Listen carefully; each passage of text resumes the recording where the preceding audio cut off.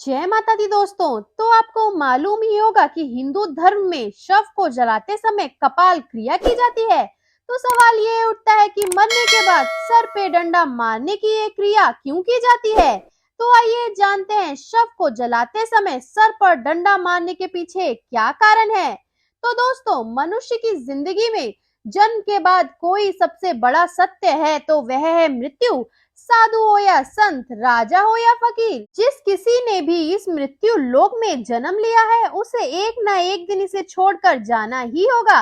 ऐसे में जो लोग यह सत्य समझते हैं वो मृत्यु के बाद मोक्ष पाने की अभिलाषा में अपने जीते जी तो पुण्य कर्म करते ही हैं, बल्कि मरने के बाद भी कुछ कर्म ऐसे हैं जो अगर मृतक के परिवार वालों द्वारा विधि पूर्वक किए जाएं तो मृतक की आत्मा को मुक्ति मिलती है।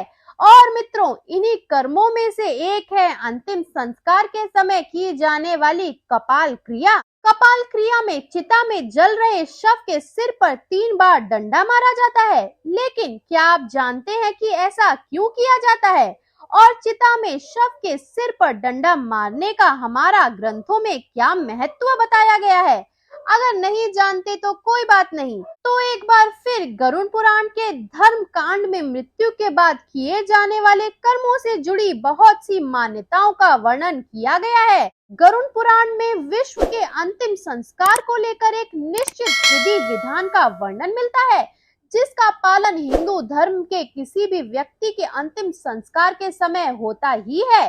गरुड़ पुराण के अनुसार मृत्यु के पश्चात अंतिम संस्कार के समय शव को मुखाग्नि किए जाने के बाद बांस के डंडे पर एक लोटा बांधकर शव के सिर पर घी डाला जाता है।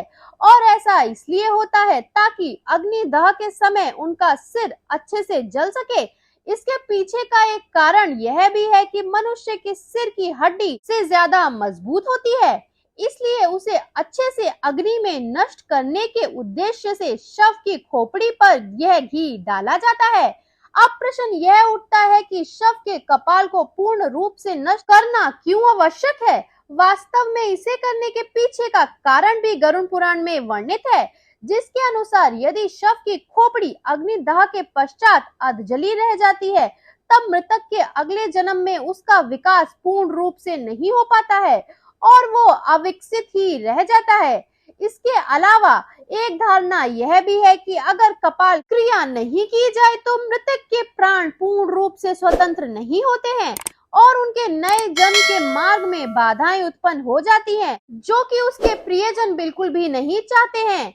इसलिए शव के परिवार द्वारा अंतिम संस्कार की किसी भी प्रक्रिया में ढील नहीं दी जाती है। मनुष्य की मृत्यु के उपरांत शव के कपाल अर्थात सिर पर डंडे से प्रहार किया जाता है।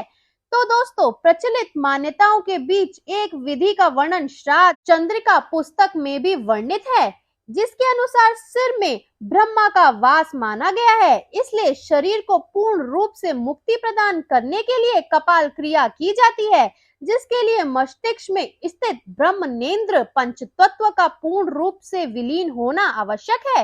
इसलिए कपाल क्रिया को अंतिम संस्कार प्रक्रिया में महत्व दी जाती है। इसके अतिरिक्त आपने यह भी सुना होगा कि कुछ अघोरी और तांत्रिक कपाल का उपयोग अपनी तंत्र विद्या और सिद्धियां प्राप्त करने के लिए करते हैं। यदि ऐसा उनके प्रियजन के कपाल के साथ हो जाए तो मृत्यु के बाद मृतक के लिए मोक्ष प्राप्ति की प्रक्रिया असंभव हो जाएगी।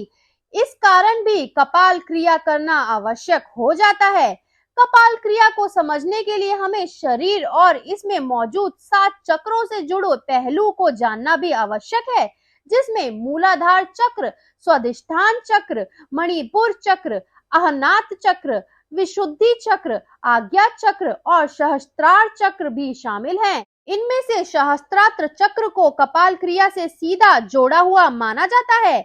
सहस्त्रात्र चक्र अर्थात मस्तिष्क का मध्य भाग, इसे आप किसी भी तरह से समझ सकते हैं कि यह मस्तिष्क का वो हिस्सा होता है जहां चोटी रखी जाती है। यदि व्यक्ति यम नियम का पालन करते हुए यहाँ तक पहुंच गया है तो वह आनंदमय शरीर में स्थित हो गया है। ऐसे व्यक्ति को संसार और सिद्धियों से कोई मतलब नहीं रहता।